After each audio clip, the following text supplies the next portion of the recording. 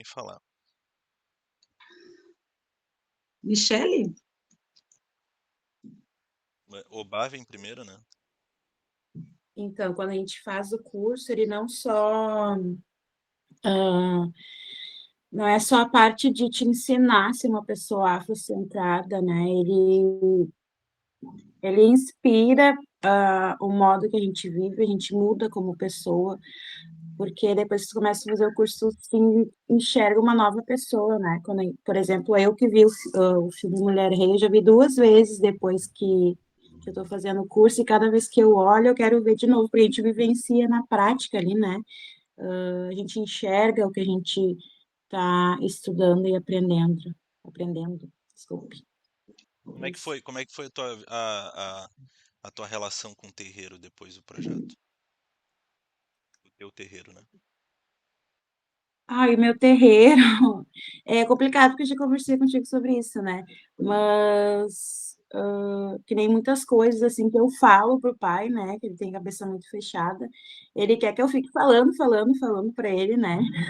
Óbvio que ele não, para algumas coisas que a gente já conversou, ele não vai abrir, né? Que nem sobre o Orocó e tal.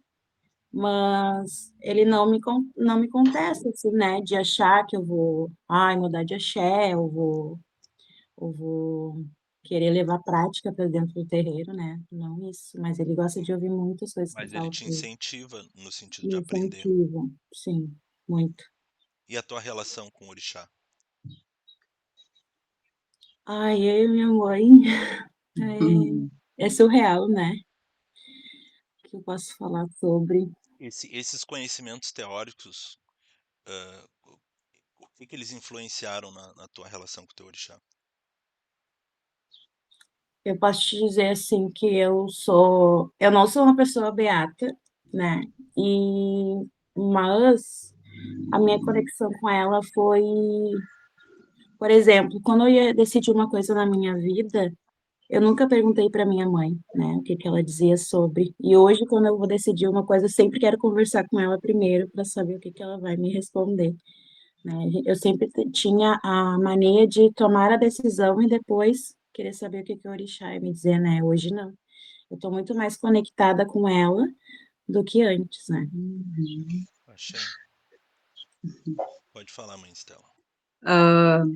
Não, assim, todo esse conhecimento do curso me faz, assim, me fez ser mais crítica no sentido de observar, principalmente a questão dos orim, né, como a gente, como o professor já disse, que não são cânticos e não são rezas, são orins, né, então, isso tudo a gente tem que começar a palavras e fazer parte do nosso dia a dia de maneira correta, né, como a gente aprende no curso. Então, eu começo a ser um pouco mais crítica no sentido de, quando ouvir os ourins, saber se estão sendo corretos, a maneira correta de cantar, né? Porque a gente vê muita a questão, como o nosso conhecimento é oral e passado de uma forma, né, na oralidade, assim como vieram dos nossos ancestrais, algumas coisas se perdem e às vezes se confundem, principalmente a questão dos orins, né? Então, às vezes a maneira correta de cantar não é aquela, e por uma questão de interpretação, de ouvido, as pessoas só vão reproduzindo e, de certa forma, lá no final, é outra coisa, bem diferente, né? Isso aí é uma coisa que a gente tem que procurar conhecer e saber, principalmente, né? Por isso que eu estou fazendo esse curso, muito, muito, muito bom, tenho aprendido muita coisa, e até mesmo sendo aposentada e tenho atividade de contação de história, que levo essa atividade do curso também para essa atividade que eu faço, eu procuro me policiar e buscar mais conhecimento, leitura, e como o professor disse, né, o professor Onan disse, a gente procurar escutar no caso, os alabês, né, aqueles que têm realmente fundamento, né, para a gente saber a pronúncia certa, a pronúncia correta, para não ficar só reproduzindo uma coisa errada, né, e até mesmo lá no meu Ilê, eu já compartilhei com eles algumas pronúncias, né, que a gente tem que colocar de maneira correta, né? E aí, às vezes, o pessoal fica me olhando assim, daí eu digo, a gente tem que conhecer, a gente tem que estudar. E o pai, né, o meu babá, ele também está sempre estudando, sempre procurando coisas novas, assim, né, novas no sentido de embasamento de acordo com o nosso segmento religioso, que é Cabinda, e compartilhando ali no grupo. Isso é muito importante. E como né, a gente sabe, o saber nunca ocupa espaço, né? E como é que foi a sua relação com o seu terreiro a partir desses conhecimentos que a senhora teve? Ai, muito assim, ó, muito, muito bom, e ao mesmo tempo os meus irmãos me olham meio tipo assim, ué, mas tipo, será que uma leitura realmente ou um curso vai fazer alguma diferença, né? E realmente faz, né? Tanto que aqueles que até às vezes me olham meio assim, né? Mas tem irmãs e irmãos que já me procuraram para saber do curso que eu estou fazendo e eu já compartilhei, né? As informações e o contato do prof, né? Também, né?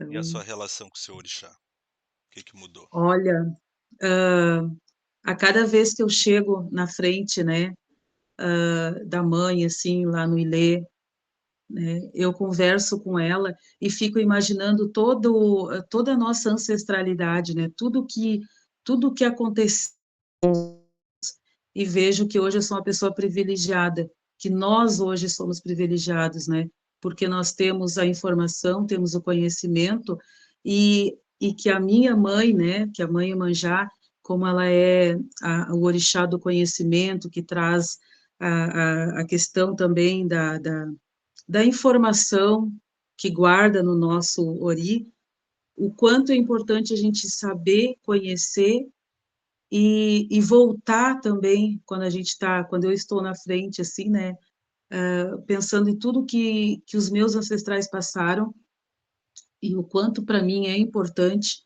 buscar o conhecimento e levar o conhecimento a outras e outras pessoas, né? Porque tomando para mim assim a questão da mãe Iemanjá, que é a mãe de todas as cabeças, né? O quanto é importante a gente disseminar, mostrar o conhecimento a outras pessoas, porque o conhecimento transforma a gente para melhor sempre, né? Uhum. Vai lá, mãe Michele. Não, a Estela falou uma coisa ali sobre a casa de religião dela que eu me lembrei, né? Lá, tu perguntou e eu não me lembrei dessa parte. Lá na minha casa de terreiro, todo mundo já te conhece, né? Porque uma que eles me apelidaram de... Quando eu entro, eles falam, "Ai, lá vem a rainha da África." E daí, eu tenho um irmão de santo que ele é do Ogum e ele é muito, assim, é muito arriado, né? Uhum. E aí, eu falo, como eu falei muito sobre o Orocó com o pessoal, né? Ele já se intitulou que ele é o Gomatê, né? Daí, então, quando eu falo alguma coisa, ou eles falam e eu não sei responder, eles falam, ai, vou ter que. Ele fala, né? Eu vou ter que conversar com o Anã, porque ele não tá te ensinando direito. E é isso. E um monte de gente quer saber sobre Orocó. E, tipo, claro, o pai não abre muito pra gente, né? Então,